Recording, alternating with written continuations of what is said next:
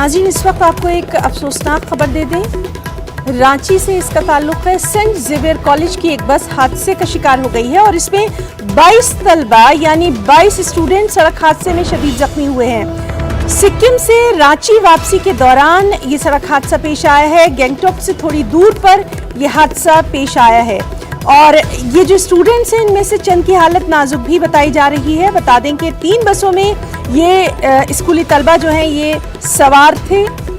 तो बेहद अफसोसनाक खबर, रांची सेंट जेवियर कॉलेज की बस जो है वो हादसे का शिकार हो गई है। गैंगटॉक से थोड़ी दूर पर यह हादसा पेश आया है। सिक्किम से रांची वापसी के दौरान यह हादसा पेश आया है और इसमें जख्मियों में से चंद स्टूडेंट्स की हालत जो है वो नाजुक बताई जा रही है। तस्वीरों में आप देख सकते हैं कि कितना भयानक ये हादसा है और 3 बसों में ये स्टूडेंट्स सवार थे, स्कूली तलबा थे। ये रांची सेंट जेवियर कॉलेज की बस जो हादसे का शिकार हुई, सिक्किम से रांची वापसी के दौरान ये अफसोसनाक हादसा पेश आया।